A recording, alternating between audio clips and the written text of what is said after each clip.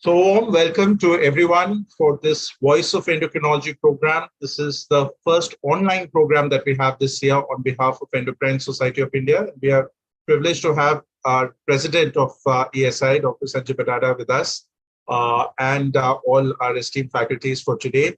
And I, along with Dr. Arundhati, will be hosting this session. So, without much ado, I request our president, sir, Dr. Sanjay Badada, to please address the gathering. Thank you, Dr. Nitin and Dr. Arundhati for this opportunity indeed. And on behalf of Endocrine Society of India, I welcome all the delegates, participants, as well as the esteemed faculty for today's program.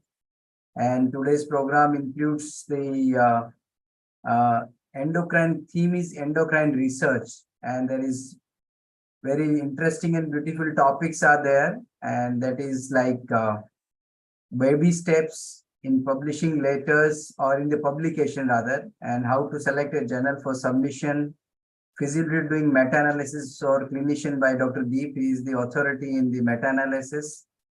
And finally, I like the title very much, that is Grill the Brews. It's very interesting. And with that, without wasting much time, because these topics are really very, very interesting, and it will be very, very useful for all of us, not only the people those are learning to write or publish, and I know this publication area is always growing and always giving new information. We will prepare or submit a new paper, but it is a very nice endeavor by the Endocrine Society of India. And thank you, Dr. Arundhati and Dr. Nitin, for bringing out such an interesting area to discuss on that. And all the best and good luck for this event. Thank you very much. Thanks. Thank you, sir. Thank you so much, sir. So for the first topic, I will invite Dr. Kripa Elizabeth Cherin, and she'll be talking on a very, important topic. A lot of times we are aware about what we need to do about, an article or maybe a journal. Sometimes we have some idea, but a lot of times we don't really know if we want to write letters, how do we go about it? What are the things that we should, because it's a short thing that you have to put in, and in which you have to put in a lot of things that you have in mind. So how do you go about publishing the letters is something that Dr. Kripa Elizabeth Cherin is going to tell us about. So, Dr. Elizabeth, please take over.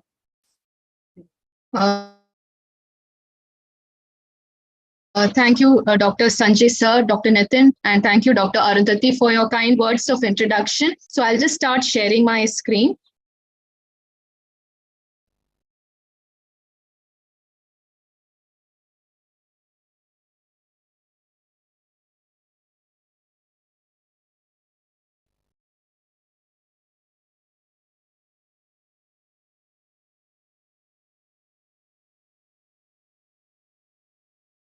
So a very good evening to one and all. And at the outset, let me thank the Endocrine Society of India for inviting me to speak on the topic baby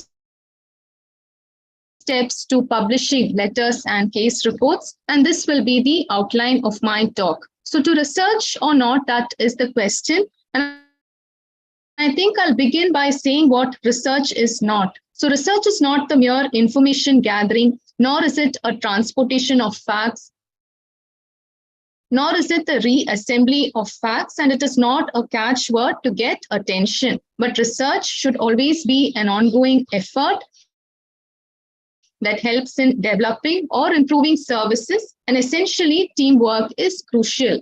More than that, it is also empowering because we ourselves take an active role in our healthcare.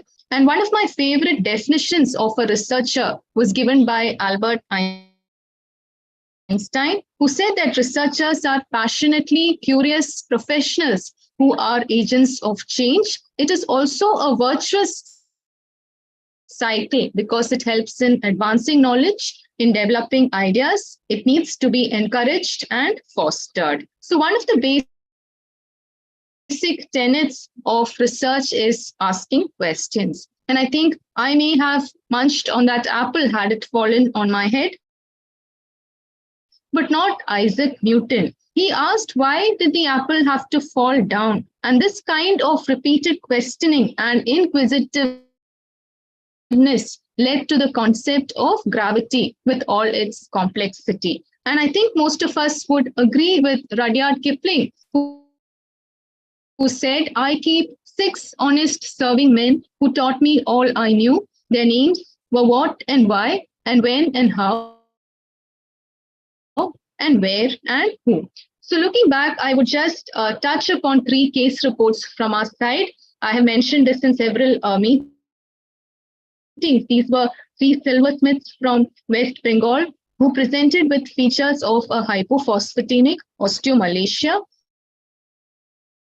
We wondered why silversmiths should present like this. When we went back and read up, we found that cadmium is a metal that is used in silver making. So we went ahead with a heavy metal screen on each of them, and we found that all of them had toxic levels of cadmium in their blood. So this was something that we thought was worth publishing because of its sheer rarity. So these are the men at work. As you can see, these are the pretty ornaments that they have managed to make, but this came at a very dear cost.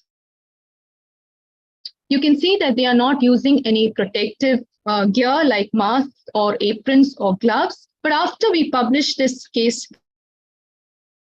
report, there has been changes in their practice, in the sense they have started wearing masks, they have started using gloves, and so on. So case reports that actually change practice. This was another lady, a 46-year-old, who was known to have primary hypothyroidism. She was always euthyroid, but for the last 3 to 4 years, there has been a progressive increase in her dose of levothyroxine, and the TSH was always high. So she was, when she presented to us, she was on 500 micrograms of L-troxin, and her TSH was 10. But nobody had paid attention to her symptoms of dyspepsia that she had been going around with. When we did an endoscopy on her, we found that she had a H. pylori gastritis. After treatment, we could reduce the dose of her L-troxin from 500 to 200, on which her TSH was suppressed. Further, she is on 75 micrograms of levothyroxine, on which she is euthyroid. So this was a case of refractory hypothyroidism due to H. pylori infection. We considered it prudent to publish in a family medicine journal because both hypothyroidism and H. pylori gastritis are common disorders in the community, and we thought it is important that primary care physicians need to know about them. This was again an interesting case where 2 brothers had presented to us with features of Cushing syndrome. Unfortunately, they also had low BMDs and vertebral fractures. And although we know the basic tenet of dynamic testing in endocrinology, the first test that we did was an ATM cortisol, which was suppressed. So no doubt this was a case of exogenous Cushing syndrome. And on carefully probing the mother, she actually confessed that to make her boys look healthy, she was mixing dexamethasone tablets in glasses of orange juice. So this again was published just to sensitize the public that the use, the misuse, and the abuse of glucocorticoids is still rampant in many parts of the country. So rightly so, these may have been interesting case reports that we published from our side, and contrary to YouTube videos and personal anecdotes that do not contribute to scientific evidence, case reports do contribute to the scientific literature. But unfortunately, if you look at this pyramid, this is where they are placed, at the lowermost part of the pyramid. And then one wonders why bother at all. So in recent times, there has been a revision of this pyramid where systematic reviews, meta-analysis, these are like a magnifying glass that looks at the evidence below in the pyramid. So that is probably some consolation. So definitely it does have some disadvantages in the sense that there is no control. It is difficult to compare between cases and therefore may not be generalizable. However, some of the advantages are that one case is required to initiate a signal. When there are more cases, that provides a stronger evidence. It does have educational value. It is easy to do, and it helps in identifying rare manifestations of a disease or a drug. When we go back to the history of case reports, they date back to the 16th and 17th century BC. This was a writing on the Egyptian papyrus, and this was about a person who had a jaw dislocation. Similar case reports have appeared in the Hippocratic era as well. Excuse me. And this was a case whom Hippocrates described as being melancholic. So back then, the utility of case reports was that it helped in advancing knowledge, in sharing personal experiences, some idea about treatment. It helped in teaching between a teacher and a student. And when multiple case reports were reported, it led to some generalizability. But post the 20th century, there seems to be some downgrading of case reports. And with the passage of time, one fears that it might face extinction. So where do we place case reports and letters?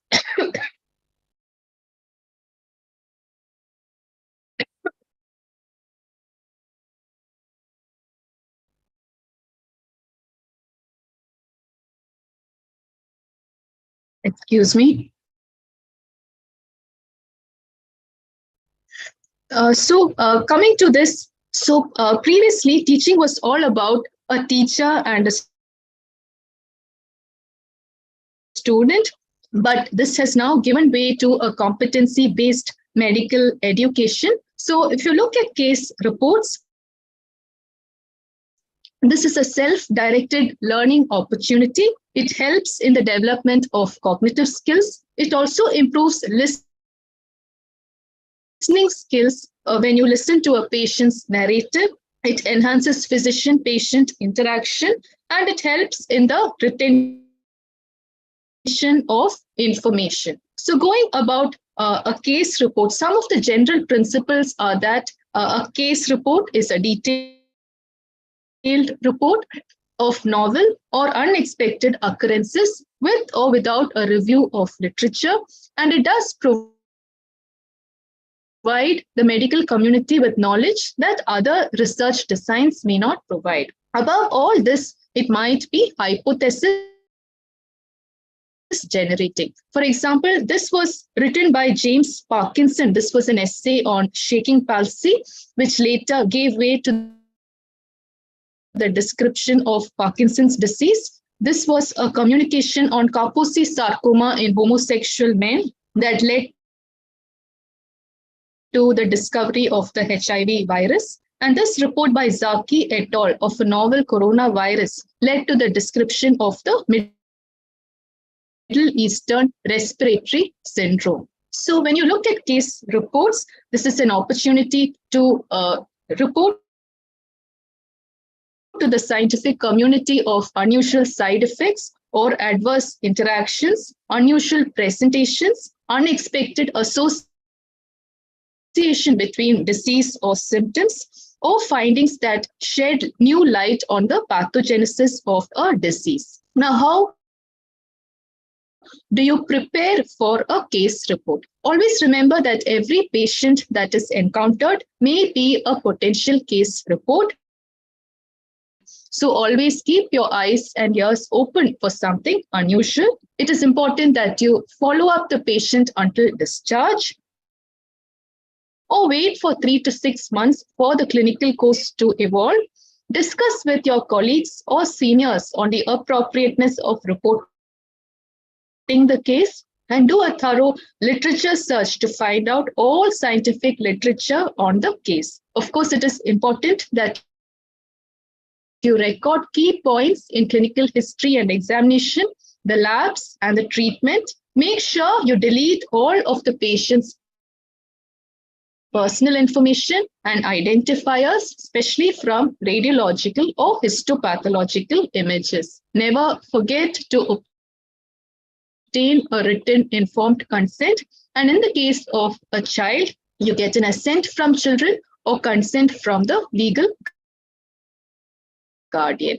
So generally, the format of a case report would look like this: from title to abstract, keywords, introduction, then your case, discussion, and conclusion. And each of these is important. Why is the title important? Because this is most commonly read. So make sure it is relevant and concise and appealing, because when it is attractive, readers will want to go to your case report. Avoid abbreviations in the title. Coming to the abstract, this is most important because it is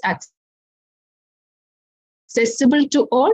This is essentially a brief summary of your case that is arranged in appropriate sections of background, case, and conclusion. Why are keywords important? Because it helps in indexing and retrieving your article. So you should be careful in selecting your keywords, and usually these run from 3 to 10 words. In your introduction, you will provide a brief background of the case and why you thought it was important to report the case. Now coming to the case presentation, this is the crux of your report, wherein you will present your patient's case history in sufficient detail, along with relevant tests as well as images. You would also discuss differential diagnosis. In your discussion, this is optional for some journals, but preferable to write. You would mention all the relevant details about what makes your case unique and compare with what is known. Any ambiguity or unusual manifestations are to be acknowledged. In the conclusion, once again, you would, this is concise and should relate to the purpose of the paper. At the close of the case report, you would declare your competing interests, if any, and how each author contributed to your article. References should always be styled in the format that the journal requires. And make sure that you include more recent references. Now, how do you choose the right journal? There was a Think, Check, and Submit campaign, wherein you would ask your colleagues, have they heard of the journal? Is the publisher clearly listed? Can he be contacted? Is the journal clear about their peer review process? And that is important.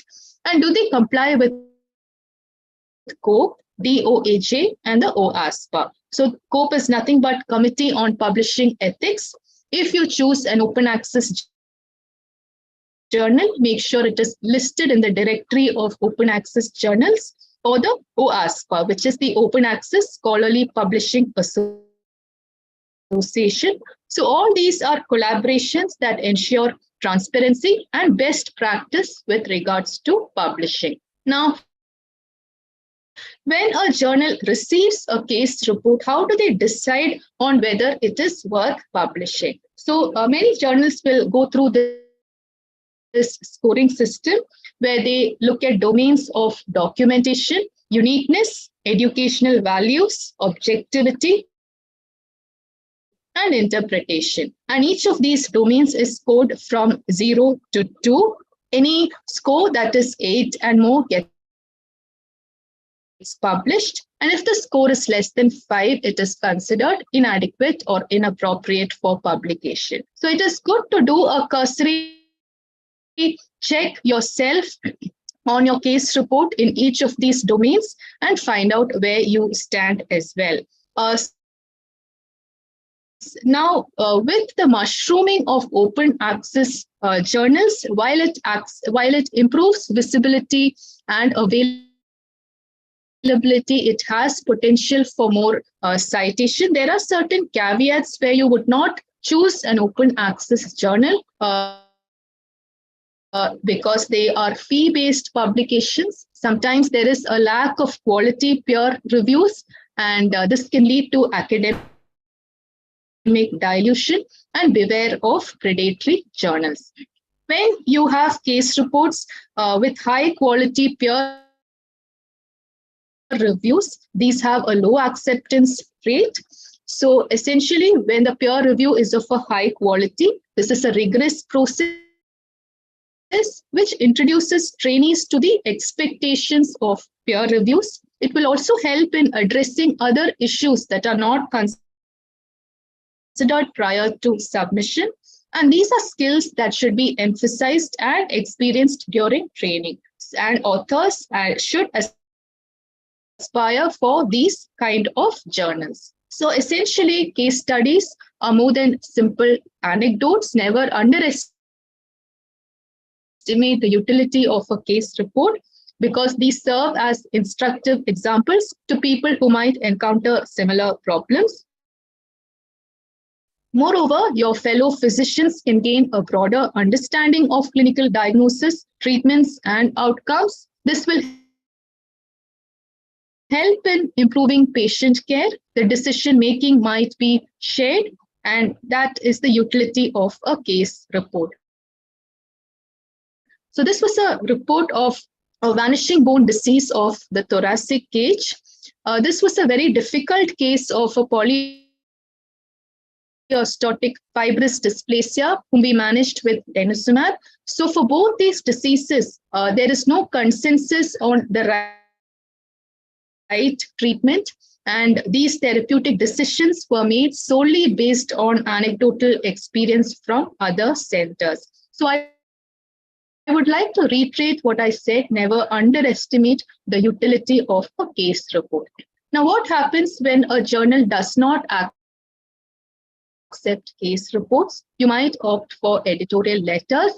These are of two types. They may be case reports, or these may be comments on articles that are published. Usually, articles published are stringently scrutinized before they are published. But there might be certain issues that go unnoticed, and this can be brought to attention in a letter. So keep it brief, usually less than 500 words, and these are short communications. When you want to make comments, make sure they are constructive without being rude. So this was a letter that was published in our own journal of a 49-year-old gentleman who was allergic to levothyroxine. He went from pillar to post getting multiple brands of levothyroxine, most of which he was allergic to, probably because of the excipients it has. Finally, one brand he could tolerate, and we thought this was a rare complication that was worth reporting as a letter. This was again another letter in which we made a comment on an article that was published, in which we also mentioned the experience that we had. So why write a letter at all?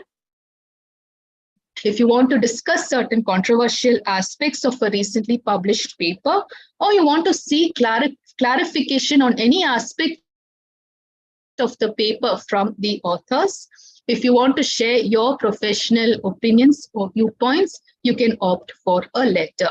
So generally, do not assume a rude attitude. Make sure the letter is courteous. Do not repeat topics. Approach the subject matter from a different perspective and keep it brief. So definitely it is a great way to start, but always prior to writing a letter, you should be well read yourself.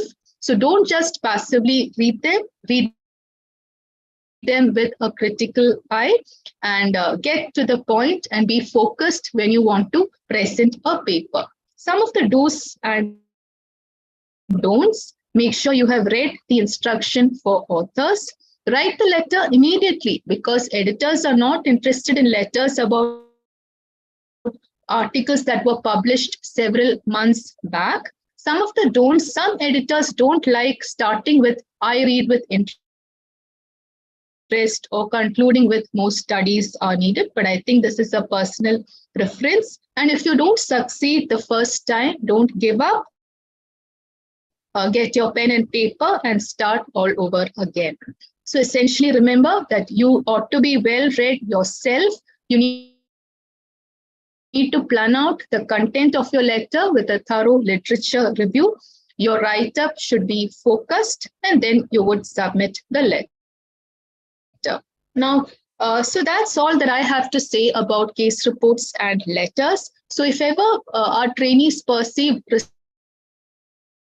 research as painful and laborious, it is time to change this perception to research is fun. Very important that you find time over and above your routine clinical practice and start early. The easiest way to start is with case reports and letters.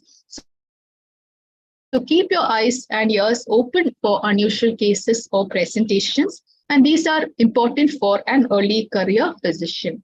It's very good if you have a mentor. The importance of a good mentor cannot be underestimated.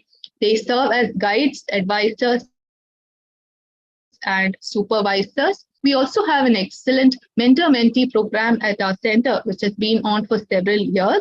So besides a good academic relationship, there is a relationship that extends beyond this to beyond the clinical and the educational environment. So to sum up, research is exciting. It starts with asking questions. Keep your eyes and ears open for ideas. Never underestimate the utility of a case study or a case report. Letters to the editor can be either a comment or a brief report that you would like to educate the scientific community on. It requires thorough reading. Never forget to get an informed consent. Choosing the right journal is important, and keep publishing. Thank you for a patient listening, and I would like to acknowledge all my colleagues, juniors and PGs in my department who help us with research, and thank you. Thank you so much, Dr. Kripa, for that very crisp, inspiring, and very concise presentation. I must say that many viewers of ours would now look at case reports with a lot of respect and a lot of interest and opportunity, because there is so much to it. Indeed, it does reflect your own a lot of experience in it, and it was shown in your presentation. Clearly reflects how in a short span of time you have yourself established with more than 100 publications, and clearly reflects in how you said it. So very well done, and we would still want to grill you as you are one of the gurus now, and that would be during the panel discussion later this evening.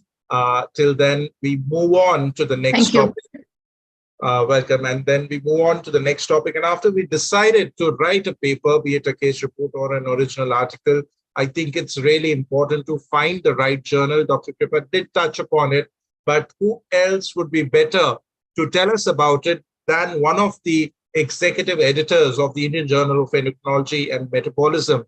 We have Dr. Nishant Raizada, who is a faculty of endocrine at UCMS, one of the brilliant endocrinologists of our country. If I may say that he's also been the awardee of the MMS Ahuja award for the best endocrine trainee during his time. And we're really looking forward to hear from you, Dr. Nishant, how to choose the right journal and what you have to say about it. Over to you, Dr. Nishant. Thank you so much, Dr. Nitin, for all the kind words. And thank you to ESI for considering me for presenting this particular topic. I'm sharing my screen. At the outset, I want to say that although I've had the good fortune of working for IJM, but I am by no means an expert in terms of how to select a journal for submission. So I've done my best in this presentation, but if there is anything lacking, then I would request the seniors and faculty who are here to add to it or correct me if we needed.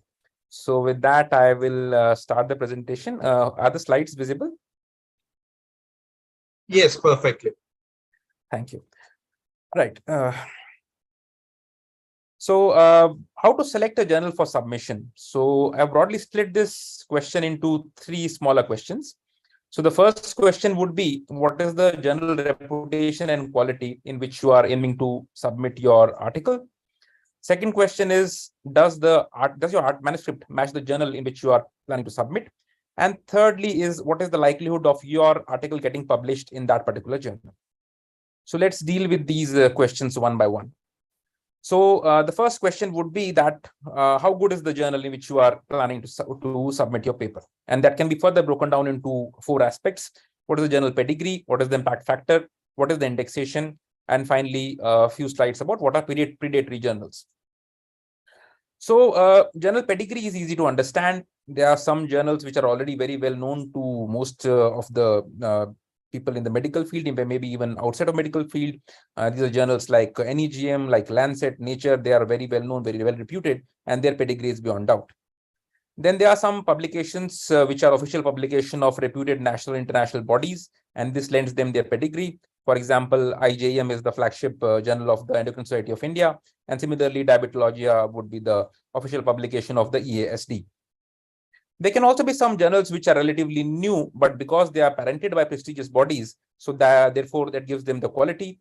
For example, the IGM Case Reports Journal, which is a newer journal which has been started by ESI, and similarly Lancet Diabetes and Endocrinology, which started only 2013, but because of the parent being Lancet, it very rapidly grew into prominence.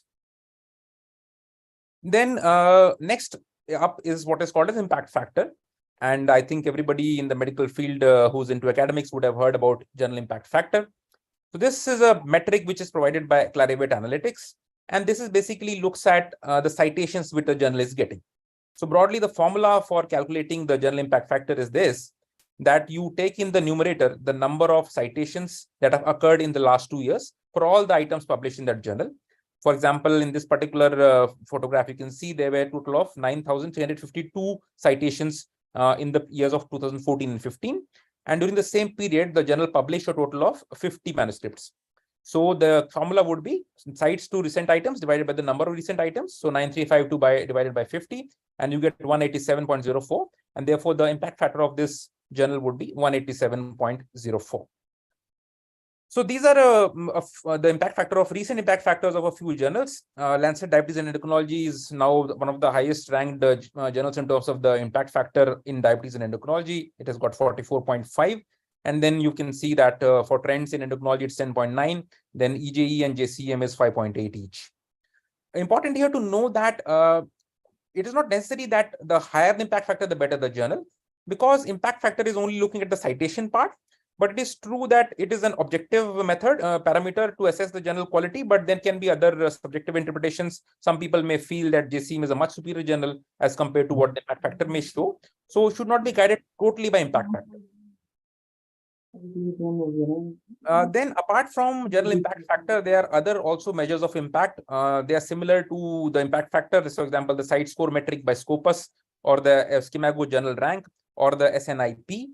But they are less commonly used or less well known, and predominantly most of the people look at the impact factor, the journal impact factor by Clarivate rather than these metrics. So I will not spend much time here.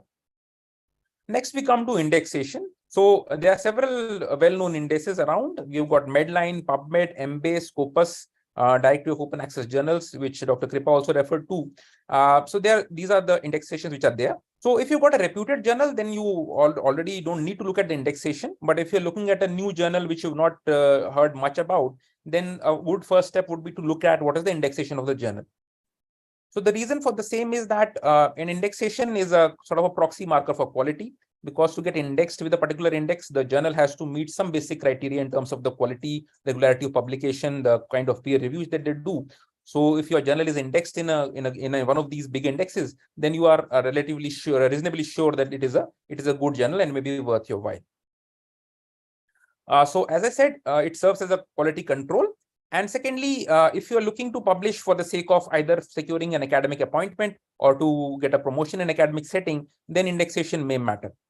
So for example, what you can see out here, these are the teacher eligibility qualification from the NMC 2021.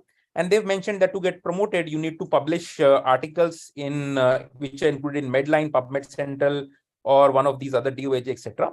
So therefore, if your target is, apart from other things, to include that in your CV for the purpose of promotion or appointment, then you also have to check whether your journal of choice is indexed in these particular indices or not. Next, we come on to predatory journals. So predatory journals are basically journals which are out to make money. They want to take money from you. They are not interested in the quality of peer review. They may solicit articles by writing emails to you, but they are going to ask you for money either before the publication or sometimes even during or after the publication. Some of these journals can look very official online, and they may even come up in journal searches, but one has to be very cautious with these. So there's something called a Bial's list. Earlier, Dr. Bial used to maintain a list of predatory journals, but this list has now been discontinued. So he has mentioned some points that you should look at when you are thinking it might be a predatory journal. The journal may have duplicate editorial boards. That is, the same editorial board is working for more than one journal. Then the name of the journal does not match with the journal mission.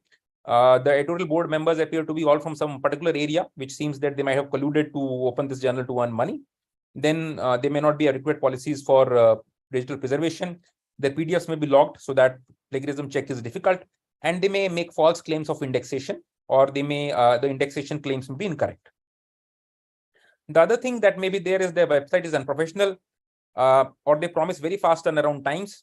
If the turnaround time is only 1 week or 10 days, then it means there is either no peer review or there is very limited peer review, which diminishes the quality of the published article. They may have very few published papers out there, and they may not have enough information about the journal indexation and other things such as impact factor. So very important to verify the claim of indexation from the index website. So I've shown an example here. I've hidden the journal name to avoid any controversy. So on this page, it says indexing and it mentions PubMed out here. But when you click upon the PubMed indexation link out here, you're taken to the NLM catalog page. So this journal probably is there in NLM catalog, but NLM catalog is not synonymous with PubMed. So PubMed indexation is probably much more difficult to do than to get into an NLM catalog. And therefore, this journal, I cannot be sure whether it is a predatory journal, but you would be suspicious about this journal when what it's claiming on indexation page does not borne out very clearly when you click on the link. So we have to be cautious with these journals. So with that, we've looked at the part about journal reputation and quality. And now next we can go on to whether the journal matches your manuscript. So again, I've split this into 4 subtopics. So what is the aim and scope of your journal? What is the type of article that you're publishing? Thirdly, is it a specialized journal? And lastly, who is the journal readership? So it is a good idea to go on the journal website and look up their aim and scope. All good journals will have their aims and scope mentioned clearly. So for example, this is a screenshot from Lancet Diabetes and Endocrinology. And they've mentioned several paragraphs about what all topics they're interested in. And I've highlighted this part. So they have mentioned that they have special interest in studies on topics of global health and with relevance to health in low income and middle income countries. So if you've got a manuscript which looks at these aspects, then it will be a good idea to submit to this particular journal.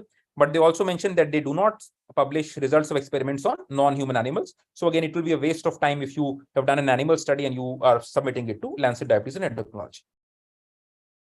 So always go on the journal website and find out what is the aim and scope. And you have to ask yourself whether your manuscript is fitting that particular description or not. You may also look at journal archives and see what kind of articles they've published in the past. And that may also give you a sense about whether your article would fit or not fit. Then next is to look at the type of the article that you're publishing. So is your article original research? Is it a review? Is it a case report? Or is it a study protocol? So most of the journals will accept original articles, but very few journals will accept review articles, especially if you are sending an unsolicited review. So generally, most of the reviews nowadays are generally solicited reviews. The journal will ask some particular expert to write a review. But if you've written a review on your own and you want to submit it to a journal, you have to check whether they even accept such reviews or not. Then many journals, including IEJM, is not published case reports. So this was not by design. IEJM initially used to publish case reports, but because the number of case reports increased dramatically, and they could not cope up with the load. Therefore, a decision was taken to temporarily stop taking case reports.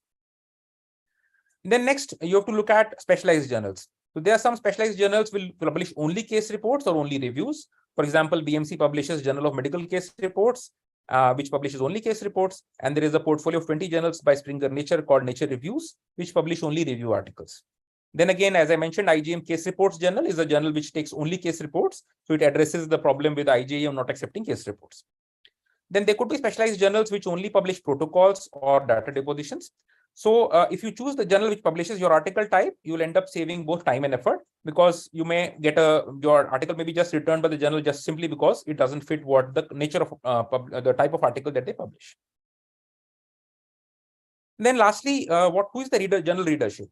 So you have to ask the question to you, what will the paper convey and who will it interest? And as you saw in the presentation by Dr. Kripa, she has shown very beautifully that they published a particular case report in a family medicine journal because they felt that this information would be of greater utility if communicated to the general physician rather than to the endocrinologist. So journal editors usually will select only those submissions which their readers will like, but sometimes this may not be true. And it is always worthwhile for you to think whether the audience of the journal would benefit from your article or they would appreciate your article or not. One good idea would be that there may be leading researchers in your area in which you've published, written your manuscript, and you can look at what journals they take up for their own publications. You can check their websites, you can check the publication list, and you can find out where they're publishing articles with similar topics as yours. Then it may be easier to publish your article in certain journals. For example, you've got a case report, let's say, on some bone disorder. Now, it is not that rare to interest in endocrinology journal, but it may be published easily in a orthopedic journal who may not have seen that particular condition very frequently. But again, citations would be lesser because endocrinologists would not read an orthopedic journal. So just an example. So sometimes there's a trade-off between getting an easier publication and getting more citations. So you have to weigh the two together and accordingly take a decision. Now, the final part, that is what is the likelihood of publication. So here we've got three subtopics. One is what is the financial issues and article processing charges. The second is rejection acceptance rate. And the third is the speed of publication of the journal. So it is always important to go on the journal website and check out what are the article processing fees that a journal is charging. And these article processing charges are generally go towards the expenses of the journal in terms of publishing the particular paper and printing charges, etc. There are a handful of journals who do not charge any article processing charges, and IJEM is one of those journals which doesn't charge anything for the publication. These article processing charges can vary dramatically depending upon which journal you are looking at. So therefore, very important to check beforehand.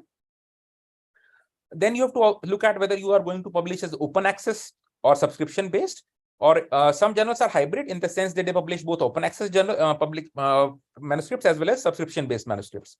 So what happens in open access is that your manuscript, once published, is freely available for download to anybody visiting the journal website. Whereas in a subscription based, the person has to take the subscription or pay money to download your article. Therefore, as you would understand, the downloads will be much more in open access because everybody can download, and will be much lesser in subscription based. And citations accordingly also will be relatively more in the open access and relatively lesser in the subscription based articles. But the flip side is that if you want to publish in open access, you will have to pay what is called as the open access fees.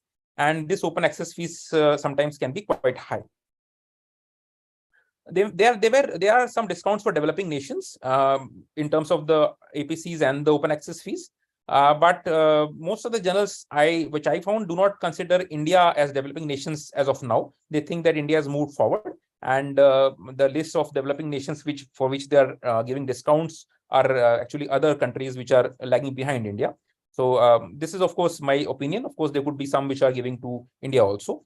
And very rarely an editor will waive fees if your manuscript is particularly interesting and you do not have any funds to pay the article processing charges. And generally, if you're writing a grant proposal for a research work, then it is a good idea to include a section of publication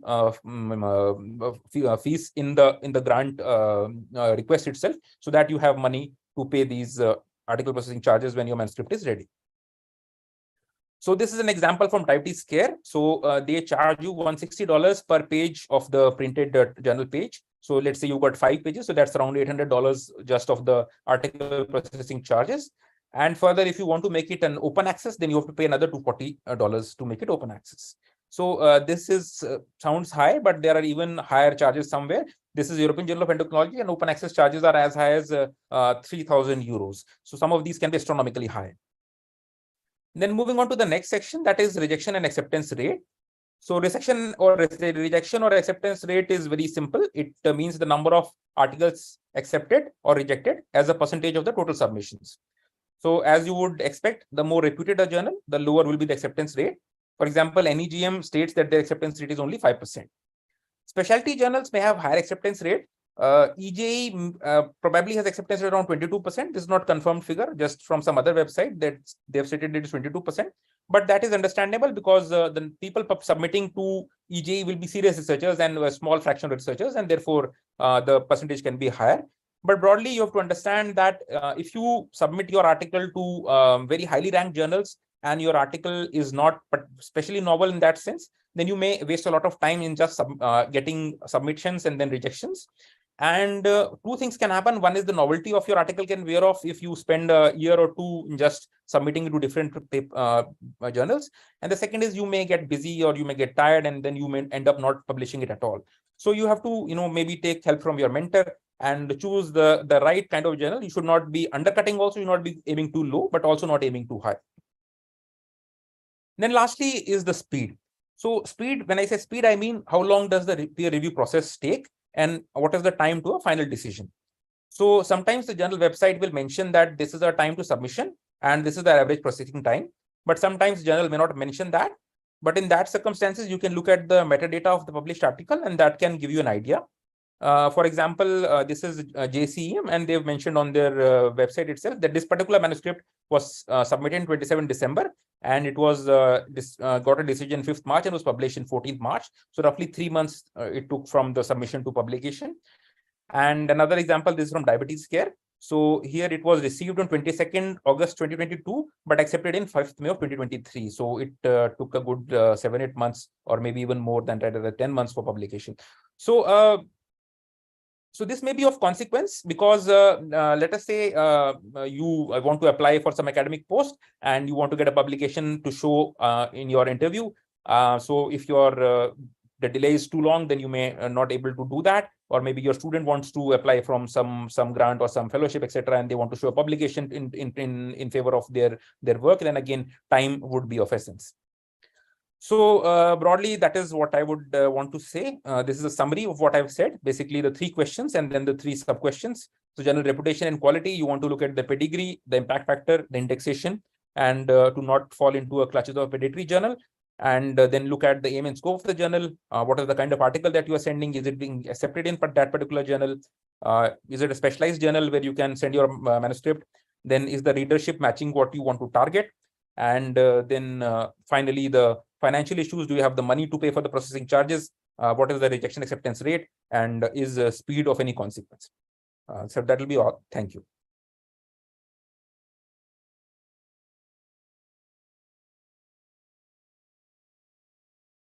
Thank you so much, Dr. Nishant. That was a wonderful presentation. I'm sure our audience has learned a lot from this.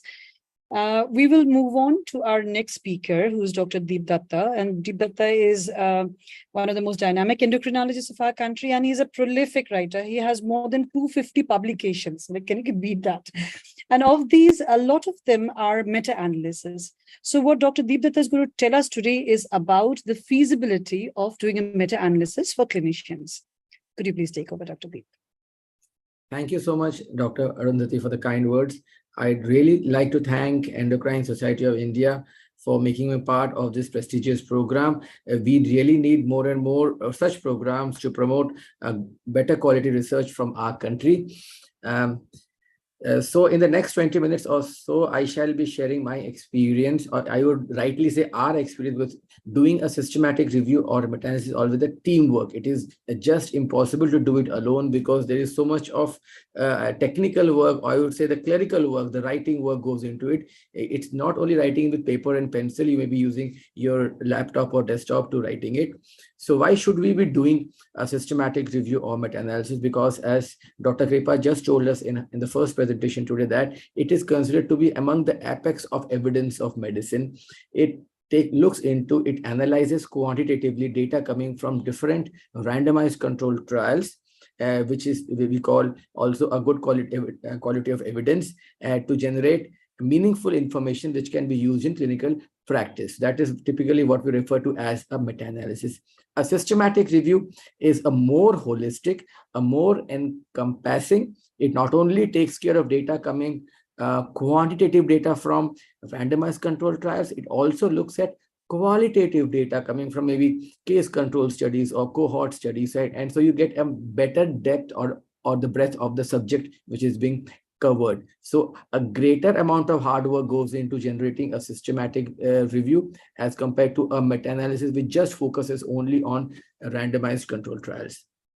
Myself, I work in the private setup, so I don't have the privilege of access to main academic institutes, big cohorts to maintain cohorts, record keeping. So I don't have that such amount of team or the infrastructure to do it. So very few people have the privilege to work in big academic institutes which have their own ethics committee, and they can do original work. For a large majority of people like us who are working in private sector, it's not the end of the road. I think as Dr. Kripa told us, we can read, we can write case reports, we may come across interesting case reports, we can write letters to the editors, which are constructive comments to recently published articles or trials in different journals. And of course, we can do a systematic review or meta-analysis where we pick up data, published data from available in different search engines or databases like the Medline or PubMed, or maybe the Cochrane database, or even maybe the Google Scholar.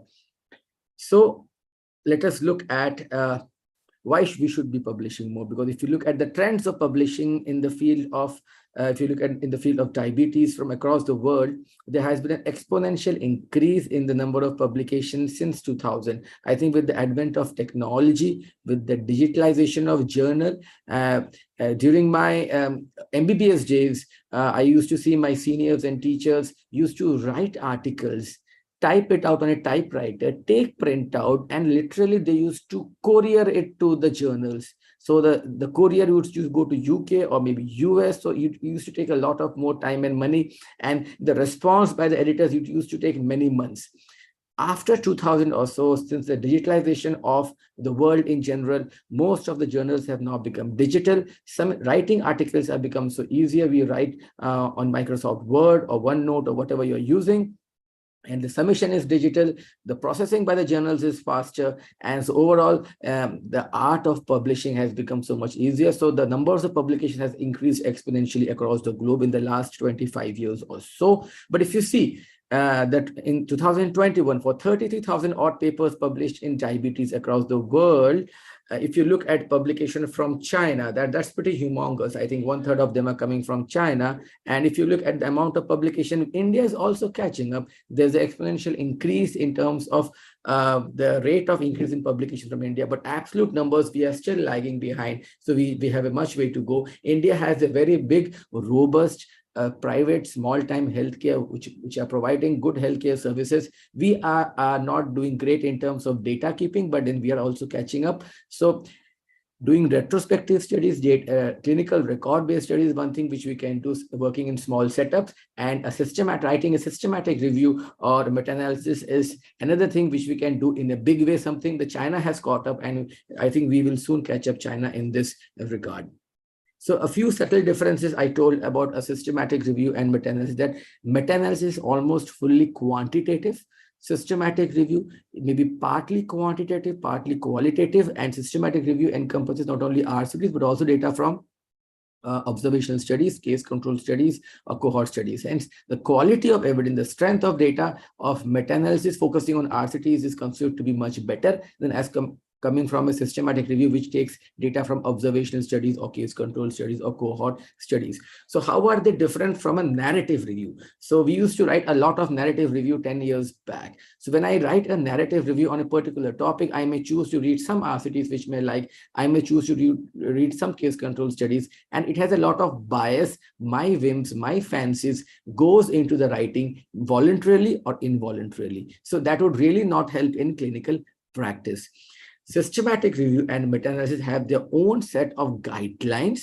We have to follow those guidelines. That ensures we remove as much bias as possible, and that ensures whatever data is generated, that is more likely to be replicated in clinical practice, what the readers of the journal, what the typical doctor wants at the end of the day. So there are certain guidelines. I would like to highlight some of them. One is the PICO questionnaire, which is PICO stands for P is the patients. What are the patients we are going to include in our study? Like if you are doing a study in type 2 diabetes, I cannot take people with type 1 diabetes or gestational diabetes or any other form of rare form of diabetes.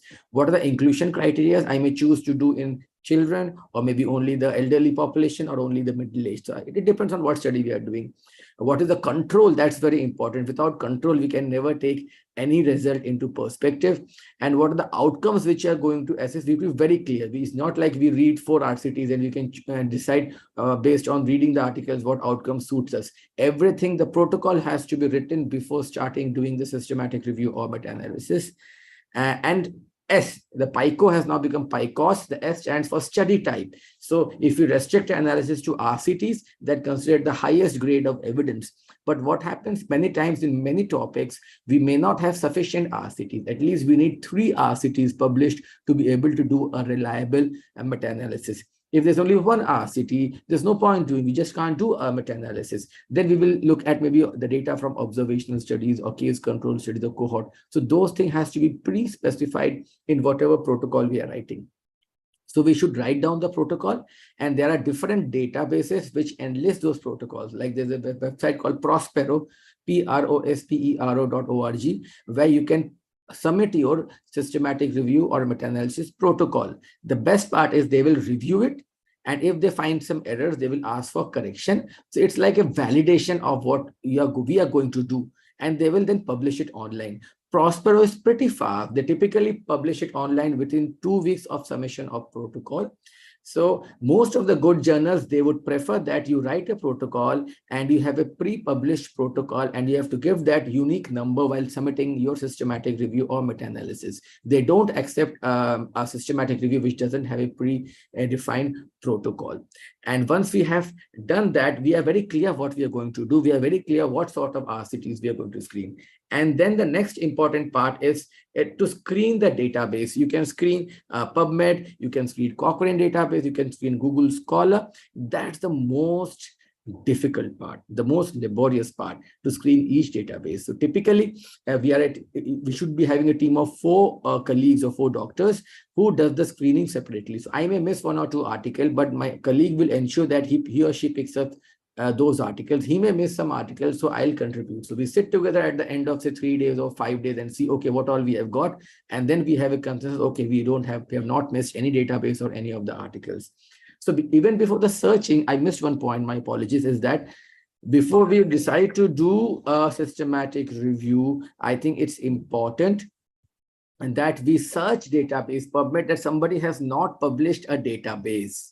So if they have published a systematic review on that topic, there is no point of redoing it. No journal is going to publish. So then if it has to be unique topics. So again, the even more difficult job before searching database is to decide what topic to do. So once we are sure we have searched PubMed, we have searched Google Scholar, I think it's important. We know that, okay, it has not been published. It's a good idea to even search on Prospero that somebody has not registered a protocol on the same topic. So once we are sure that nobody has worked on this topic, then we sit down and write a protocol and we publish it in Prospero. The good advantage of publishing a protocol in Prospero is that somebody, if another part of the world wants to do a work on the same topic, he or she will know that you are already working on it. So that will discourage them from working on the same topic because they know that it will have a lesser chance of getting published. So the most difficult part is to choosing the topic, which has not been worked on.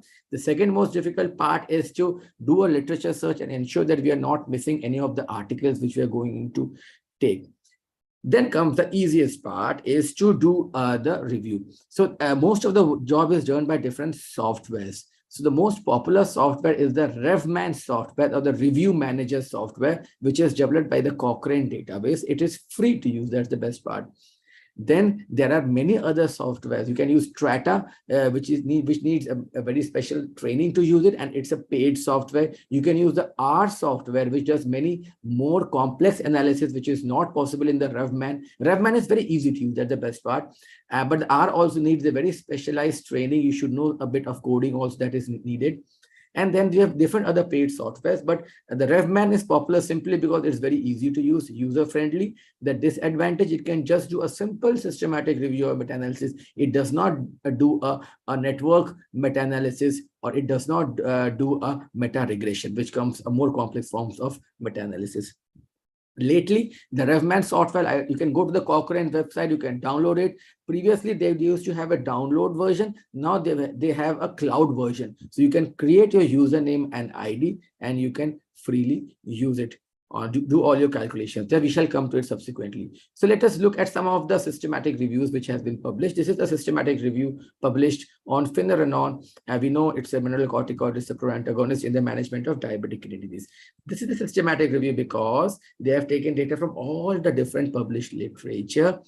Some of which have been published, some of which have not been published also. So typically it will have a beautiful looking flowchart like this, which highlights the different studies which have been included, because at the end of the day, a lot of data is being analyzed. The credit goes to the authors by simplifying it so that it makes it easier for the readers to read and assimilate the information. So we published just a meta-analysis. We did not do a systematic review on this molecule because we focused data only on published RCTs. We did not look at data from the smaller trials, the cohort studies, the case control studies. So whether you do a systematic review or a meta-analysis, we typically have to make one table, typically table 1, which will highlight the main studies which you have included in your analysis, the number of patients they had, what was the profile of the patient in those studies. So the reader gets a good idea what was the background patient on which this treatment outcome, whatever you are analyzing, has been done. So it makes it easier for the reader to understand. Now, once you enter the data into RevMan, it is very easy. There's no rocket sciences. We just have to go to individual RCTs. Like here, if you see with finerenone, there's a 25% reduction in urine albumin creatinine ratio. This data was obtained from the RCT published by Chris et al. Author. So the painful job is to enter the data from RCTs in the RevMan file, each of them manually. That's a laborious job. So you need a team of at least 3 or 4 people to help each other out in data entry. Otherwise, it will take months to do the data entry. Once we have done the data entry, the software gives us this beautiful looking forest plots. So let's try to understand what are these forest plots and how do we read it. A forest plot gives a good information on the quality of the systematic review or meta-analysis. So if you look at the first plot here, it's talking of reduction in urine albumin creatinine ratio % lowering. It gives us a particular value and it gives us the 95% confidence interval. If the mean reduction is around 23, in the best case scenario, it may go as low as 24.8. In the worst case scenario, there is a 22% reduction in urine ACR. That's how we read it. A very important value when we see a forest plot is the I-square value or the Higgins I-square. This talks about heterogeneity among the different RCTs. So heterogeneity means how different are the results in different RCTs. So if different RCTs are talking different things, the results are going haywire. Whatever result we get in the final mean value of your forest plot, it may not be very reliable. Here the I-square value is 96%, means there's a very high level of heterogeneity. Typically, we would love the I-square to be 0%, no heterogeneity. Less than 40% is considered to be low heterogeneity. 40 to 60% considered to be mild, 60 to 80% moderate, anything more than 80% of I-square considered to be very high heterogeneity. So even if we get a particular value, we are not very sure whether we'll be able to replicate in clinical practice. The difference, if you see the individual green plots, the mean values are quite spread out away from each other. If all the mean values are together, you get an I-square of 0. So like if you look at the next curve here, you will see the I-square is 0 because almost all the 3 studies, they're having similar results. So low I-square, the I-square value means the better is the strength or quality of the results we are looking at.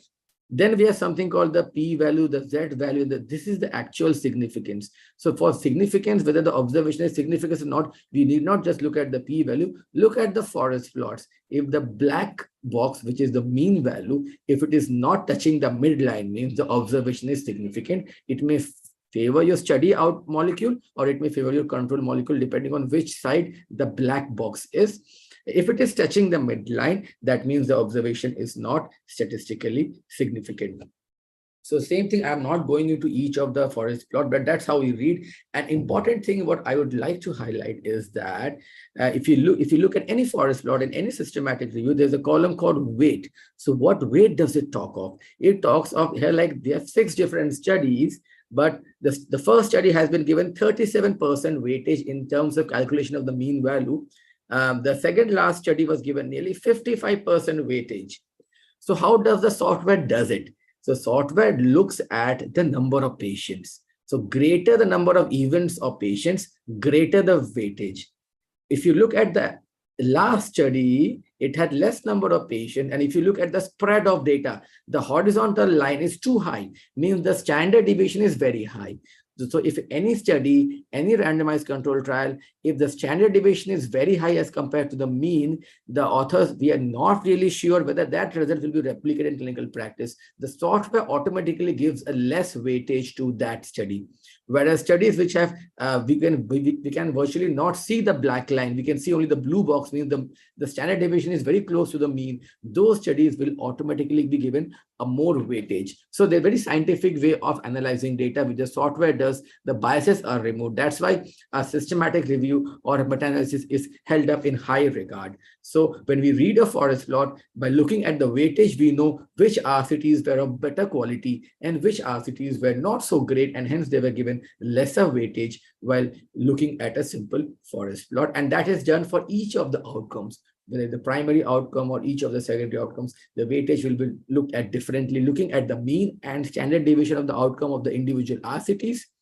And then you get a nice black box, which is the mean outcome with confidence interval. And you can look at the spread or the unevenness of the data by looking at the I-square values. So I think most of these questions we have covered. Why, how to select a topic, what topic to do, how to do literature search.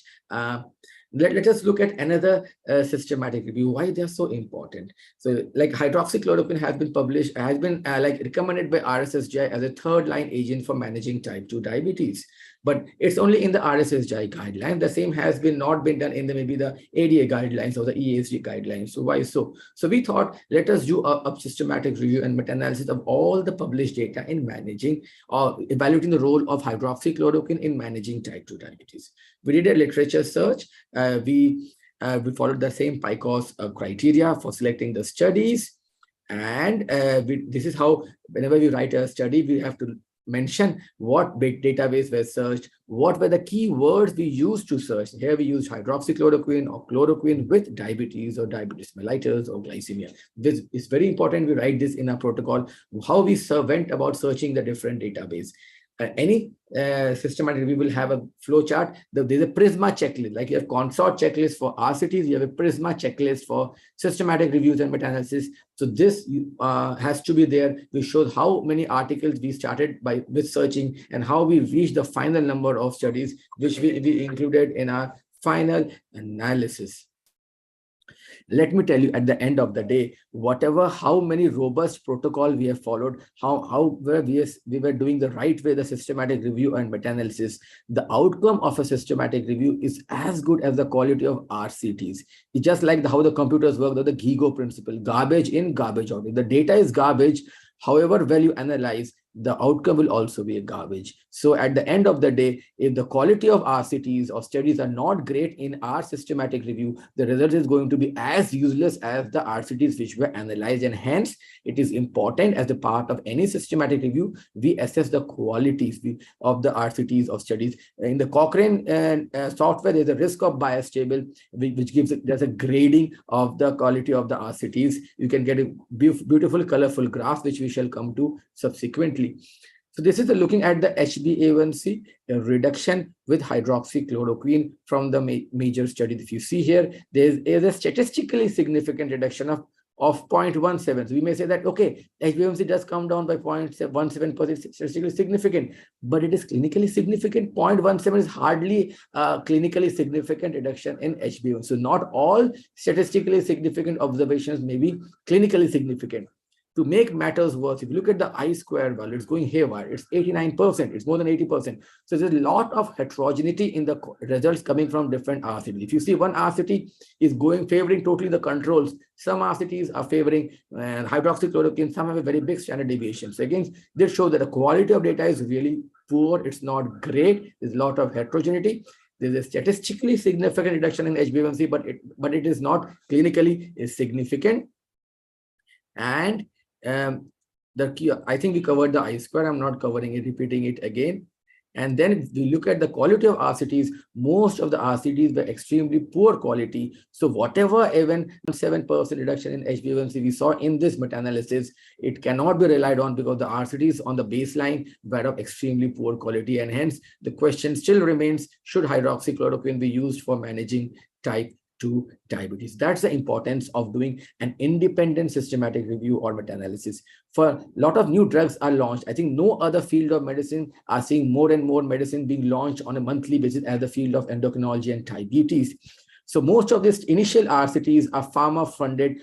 So any organization who develops a molecule, they have like a father-child relationship. They always tend to look at the good things about that molecule. They'll tend to cover up the bad, not so great things, if not the bad things. So even the initial systematic reviews are done by those pharma organizations. So they will have an intrinsic bias to highlight the good things. The onus is on us, the independent clinicians, to do independent systematic reviews. So we give a good perspective to our fraternity in large regarding the good things and not so good things about those molecules, and so that we can use them more judiciously in our clinical practice. I think the 95% confidence interval we all know. I'm not going into detail. We have discussed the different forest plots also. This is now very important. Any systematic review will also have a grading table. So whatever the key outcomes of the study, you will see a grading table. So again, you don't do it manually. There's this website called GradePro, GRADEPRO, GDT.com. So if you have used RevMan to analyze your data, you go to gradepro.gdt.com, register yourself with username and password. You just log in and upload your RevMan file, and it generates this table on its own. That's the beauty. I did nothing. And you download this and curate it as per the text you want to, whatever font you want to use. And it looks at the quality of different RCTs. And in the end, they will say the grading of evidence is very good, good, moderate, low, or very low. So here, if you see here, with regards to hydroxychloroquine, all the grading of evidence was very low, again showing that whatever result we generated from this meta-analysis, it cannot be relied on because the quality of RCTs to start with was extremely poor in quality. So a good systematic review or meta-analysis will always have a grade table highlighting the top 7 to 9 major outcomes. You can't have a grade table for all the outcomes in your study. That will not fit the page or of the manuscript. The risk of bias for RCTs, you use the Cochrane risk of bias table. For qualitative studies, you can use the JADAT scale. So if you look at, again, the HCQ meta-analysis, most of the studies were of poor quality, again showing we really cannot rely the current available data with regards to hydroxychloroquine managing diabetes. This is the Cochrane risk of bias table. Greater the red dots, more are the risk of bias, poorer are the quality of studies. Ideally, the entire box should be green in color. Yellow means the authors did not provide the information regarding that particular outcome in those RCTs. So we have to painfully read each of those RCTs and enter the data in the Revman sheet. So many times those information might be missing from the RCTs. We leave them blank and you get a yellow box in them that the data was not there in that published RCT. Lastly, I would like to highlight a few points about publication bias. Again, the Revman software does it. You put the data, you get a funnel plot. You see a nice looking funnel plot like the figure E. If you see, like it's like an inverted, like a tree pattern. If you see a triangle, if you look at figure A, almost all the studies are going on the right side. There are no study on the left side. Publication bias means for a particular outcome, for a particular molecule or treatment, if all the studies are talking the same language on one side, that means something is wrong. Only the particular aspects are getting published. Because in nature, everything follows a bell-shaped curve. If something is too good happening, something not so great will also happen. If we have studies of both the types, some showing good results, some showing not so great results, so then there's no publication bias regarding that topic. So that is considered to be low publication bias, like the E curve for a funnel curve, if you see. And the grade software uses that to give a good or bad grading regarding whatever analysis we have done. Again, to highlight all of it, this is done by the software. We don't do it manually. I would just like to highlight end by saying that we have developed 2 videos of how to use Revman to do a systematic review or meta-analysis. It's a step-by-step hand-holding method, how to do data entry. In your free time, please feel free to go and just look at it. Thank you so much. With this, I would like to end my presentation. Thank you so much, Dr. Nitin. Thank you so much, Dr. Deep. And truly like a guru, you led us through the different steps from your own vast experience. I think it was a great learning experience, definitely for me, for all of us here, and for all our viewers. Thank you so very much for taking us through this so nicely. And I think with this, we move on to the interesting part of our session today. We've heard from the 3 gurus today about how to write case reports and letter to editors, where to publish, and how to do a meta-analysis, and how it is possible for us to do. And it's just not a way for just the top-notch scientists, and we all can learn. And when there are teachers here to learn, so it's really a great day so far. So I now invite Dr. Velmurugan and Dr. Kiran Kumar. These are 2 young endocrinologists. They both are trained from All India Institute of Medical Sciences, New Delhi, and they would take us through the panel discussion. There are questions from the audience, but we have our 3 gurus here, and we would like them to be grilled by both of you. The questions that you may have would reflect the questions of young budding endocrinologists. So over to you, Dr. Kiran and Dr. Velmurugan. Thank you very much, sir. Like, it was a very enlightening session. Like, all the 3 talks were excellent. Like, I mean, we are prepared for a few questions, but I think most of the questions were already covered. Like it was almost a complete presentation for any researchers who is going to start the first step in doing research, actually, sir. So we'll start the discussion session, sir. My first question is to Dr. Kripa, ma'am. Just being a very novice in starting a research, like, how should I select the article on which I want to write letter to editor, like, to increase the chances of being published? Like, whether should I see the current trend of articles and select, or is the article that is published is against existing evidence, so which is something novel, or the area in which I'm already like having a very deep knowledge? So which of these, or like, is there anything else that helps us? Thank you for that. Yes, ma'am. Yeah, thank you for that question, Dr. Vail, and I think I covered part of it in what I had to say. So when you write editorial letters, these are of 2 types. Some journals don't accept case reports, but they would accept case reports as brief letters to the editor. So that is an option where you want to present something novel or unusual in a case that you have seen as a letter. The other example is when you want to make a comment about an article that has already been published. So there are different indications for this, like you rightly mentioned. If you want to share your opinions with the authors, or you have a difference of opinion, then you may express that courteously in a letter. And I would suggest, if you have a focused area of interest, like in my case, if it is something that is on osteoporosis or metabolic bone disease where I have published work, I might be interested in knowing what their viewpoint is or whether it differs from mine. And if you have scientific data to support, to substantiate what you have to convey to the authors, then I think that would be the best.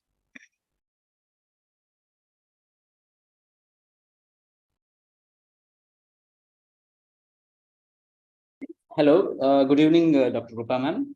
So it was a very clear and Yes. presentation you have given about letter to editors and case reports. I would like to know about the role of the strong title in acceptance of the letter in the high impact journals. Is there any role of that strong title, or how should we write a strong title while we are sending the case reports or letter to editors? So I would say definitely yes, the title does matter. Like I mentioned, it should be both relevant and concise, and it should be appealing, because readers, if they see a catchy title, then they might be more inclined to open that case report. And I'll tell you two examples of cases that we have published.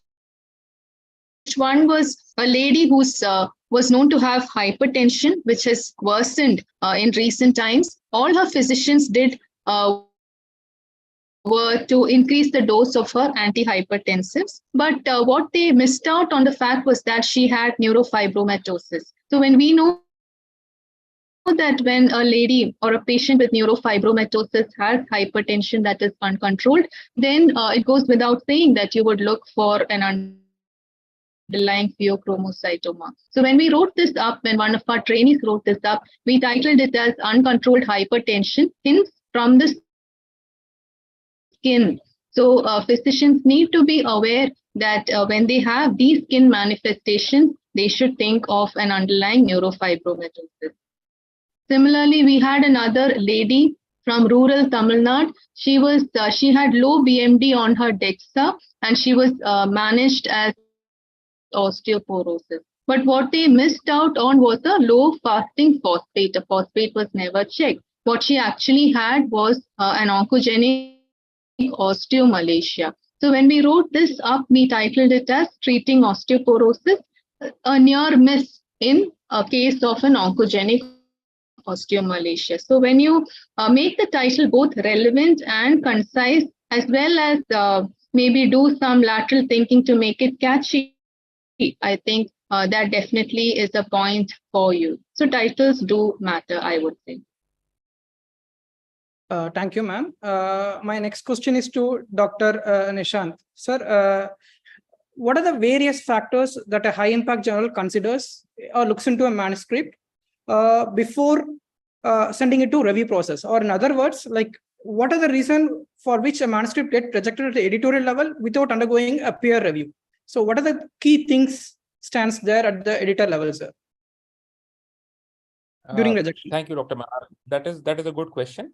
There are several factors. I think some of the important ones. Number one would be that if your topic does not match the aim and scope of the journal, as I mentioned earlier, that every journal has got an aim and scope, and there are certain kind of manuscripts which a journal would not be find interesting at all. So if you've submitted that article without reading the aim and scope of the journal, then the editor may feel that this is not in line with what they want to publish, and they may straight away send it back to you. Yes. Second and more common would be if the editor feels that there is no novelty in whatever manuscript you've written, and therein lies the art of showing correctly in your expressing that the novelty correctly, because you might have done something novel, but you've not been able to bring out that novelty in the abstract part. So generally, editor would not read the full manuscript before taking a decision in the initial assessment. They may go through the abstract, and the abstract doesn't seem like very novel. Then they may take a decision that, okay, this doesn't look novel, and something is already been done. So the art really lies in expressing the novelty there in the title also, as well as in your abstract, so that it captures the attention of the editor, and then they move on further. So those are, I think, the main reasons which lead to the rejection. Then of course, there'll be some gross errors like you submitted a case report to a journal which doesn't say accept case report, that those would be very obvious errors.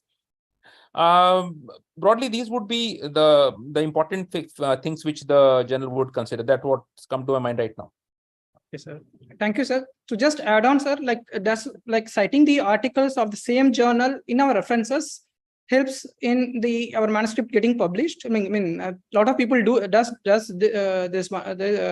citing the articles of the same journal. Does it help, sir, in any way enhancing the chance of the article getting published? See, a good quality journal would not generally bother about what you are citing in your particular manuscript, as long as whatever you're citing is relevant to your manuscript per se. Sometimes it may happen that you've overlooked a particular article which is particularly relevant and has been published in that journal per se, in which case the reviewers or the editor may point out that this may also be included in your reviews.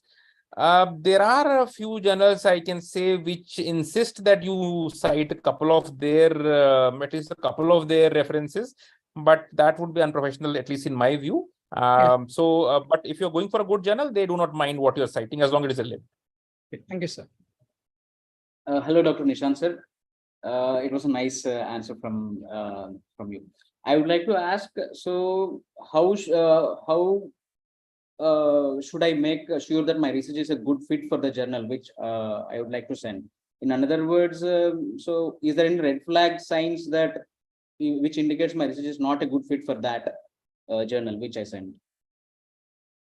I would say that it should be the other way around, that you should not choose a journal first. You should look at your manuscript first, and then you should start looking for the journal, that which journal will fit this particular manuscript. So even while you were preparing your manuscript, you would have cited some articles. You look at what journals in which those articles have been published. So that gives you a broad idea that this particular topic, this kind of studies, these are more likely to be published with which kind of journals. So you should be approaching those particular journals. So you should not have a predetermined thing that, okay, I want to publish in this particular journal only. Once you've written the manuscript completely, you've come up with your key idea, then you say that, okay, this fits into this particular area. This is more about basic research, or this may looks about something related to epidemiological insight is there, or there is some mechanistic insight. So accordingly, then you take a call that this kind of papers will be more relevant in this particular journal, and therefore you would submit it there.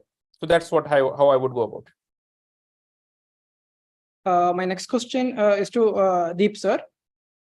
Sir, what are you already mentioned about the resources and skills that are needed for planning a meta-analysis. You have already touched on that. Can you just little elaborate on how much will be the manpower that is required for data collection? And you told about the entry, which is a huge part, where it requires a tedious process, and also analysis. Just elaborate on the manpowers are exactly required to do a meta-analysis. Typically, at least 4 people are needed. If you have the more hands, the merrier. You can do faster. You will take lesser weeks to finish your work. And more the people are there, more will be the cross checks. Everybody will cross check the data. Chances of having errors or missing out on data and information will be much lower. But typically, yes, it's logistically a nightmare to do without 4 people working on a particular topic. Okay, sir. Hello, Deep, sir. I have 2 questions for you regarding this meta-analysis doubts I have. So first one, so how a topic should be selected for a meta-analysis? So are there any tips like a good topic is a current trending topic, or a topic of controversy? So that was the first question. And second question is a continuation of that. So how should I assess the quality of articles before selecting into the meta-analysis? Okay, coming to the first part, how to look at topic. I think keeping eyes and ears open. What is the trend going around in maybe different social media forums, in your rooms, in your case discussion, journal clubs, rounds, in your departments, everywhere.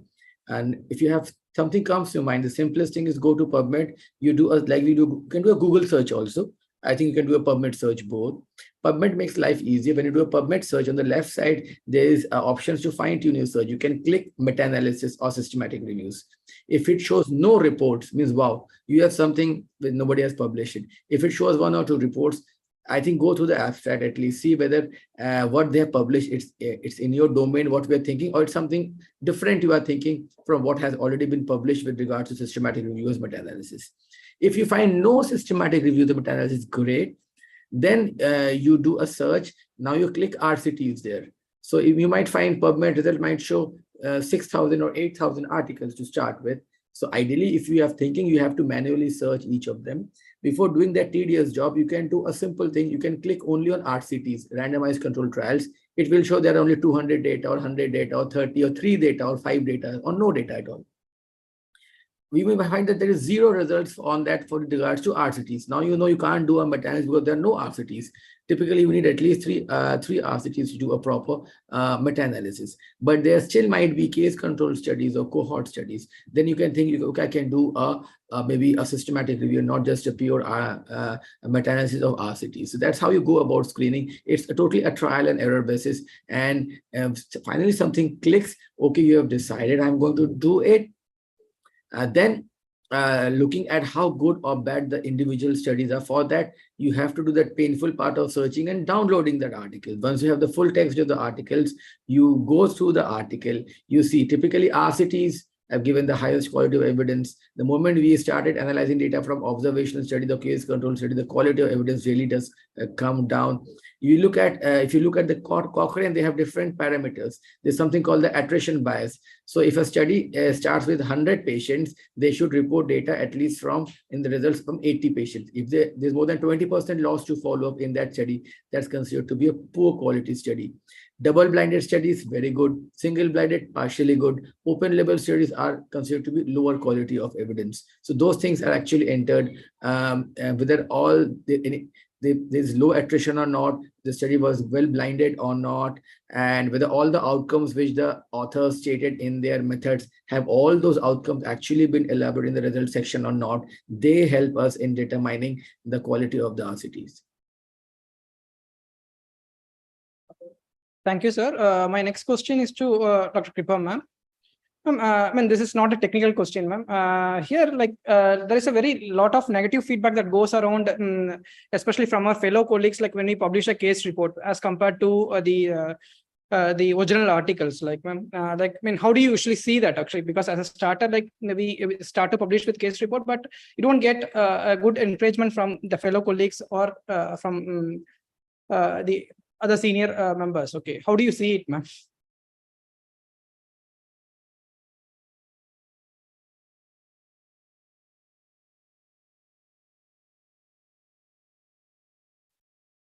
Dr. Kripa, you're muted.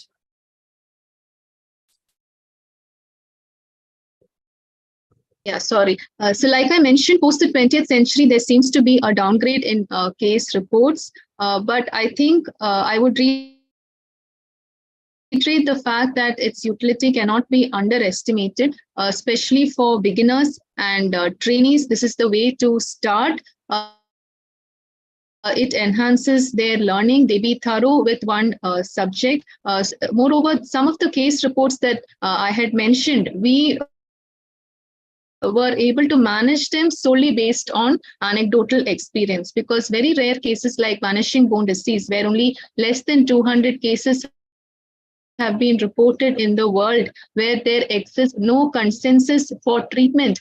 I think one can only go by shared experiences from other centers. So I think don't lose heart. And not just that, you can also encourage your juniors. Even if you have reached the top, then that is the time to start encouraging, fostering, and mentoring your juniors and postgraduate students to start off. So that's how I would put it. Thank you, ma'am. That's why don't worry, we have started IGM case report also. So you can, there's no downgrading, it is upgrading. Yes, sir. Thank you, sir, for that. Okay, thank you, ma'am. So my question is to Dr. Nishant, sir. Sir, it's an extension to Dr. Veilmurugan sir's question. So how should we consider any negative reviews or comments, vague comments put by some reviewers before publishing during the peer review of the article? I think most importantly, most good journals, the peer review is done by qualified, well-meaning people, and their intention is not to poke holes into whatever you've sent, but rather point out important deficiencies with a view to improve the manuscript. So there are two ways which you will benefit. Number one is that there may be some redressable issues in the manuscript which you can redress and then submit maybe to the same journal or to a different journal. Or on the other hand, it may help you in planning a future study in which you would not make the same mistake which you did in this current paper. So there is nothing to be disheartened about it. If, let's say, one reviewer found something not suitable in your study, you can take that feedback. If it is redressable, you can redress it. Even if it is not redressable, then you can always go ahead and try in a different journal. And with a fresh set of reviewers, they may take that in their stride, or they may not find it particularly a barrier to publication. So I think basically these two things that you should consider, you should read that with an open mind and think it constructively rather than in terms of being discouraged by it. Thank you, sir. Sir, my next question is to Dr. Deep. Can we? Yes, sir. We'll wind up in the interest of time because. Okay, sir. Sure, sir. Yes. I know we have a lot of questions and this could go on because this is such an interesting conversation. We've had such fruitful discussion in the last 90 minutes. We really need to plan a longer session for this, probably a day or half a day. We'll have to plan it out, sir. So coming to the last part of our program today, I'll ask our Secretary of Endocrine Society of India, Dr. KVS Harikumar sir, to please give the vote of thanks. First of all, thanks to everybody. First, thanks to Dr. Nitin and Dr. Arundhati for conceiving and for executing. Absolutely. Why it is important is actually, these are the things what are essential, but never taught in your medical schools. So that is where the problem lies. So because everybody knows just publish, but nobody will teach you how, what, where, what, all those things. And what Dr. Deep has said, and your right question about how many persons required. Actually, he says 4 persons, but I am sure Deep has 100 hands which are not visible. So it is like everybody has to shell out that extra time, shell out that extra effort in getting these things done. So it is doable, and all these experts are there who have done a fabulous job in putting them in very concise way to actually pick up that issue. Thanks to Dr. Krupa, Dr. Deep, and Dr. Nishant for beautifully highlighting all those things what are required. And Dr. Velmurugan and Dr. Kiran, you are like the ones who are going to be want to see more of your names rather than faces in the IGMs, in the prints. Okay, so that is what the effort is going to be. We would definitely love to see you, but we would want to read you also. So that is what actually this matters. Okay. Thanks to Professor Badada sir for actually encouraging this sort of activities from the Endocrine Society of India. Before I wind up, one question which I wanted to just tell about that something about review. Even after a bad review comes, you can actually question a reviewer as to this doesn't appear to be what actually is the thing. I mean, one of my article in Clinical Endo was published where I wrote to editor with a copy to the reviewer saying that whatever you have said is already there or not. I mean, this could have been minor. So why did you reject actually? So later on, the rejection was converted into an acceptance. So everything is questionable, everything is publishable, provided you are sound, you are methodical, and you have put facts correct. And we will continue this Voice of Endo program, which are like those offbeat topics. The next is going to be on, I think, 16 September about how to build up your practice, how to build up your clinics, which are relevant for everybody. So we hope to see you all in the next edition. And thanks to all of you for sparing your time and then doing a fabulous job. Thank you all. Thank you so much, sir. Thank you. All the best. Good luck. Yeah. Thank you all. Good night. Good night. Thank you.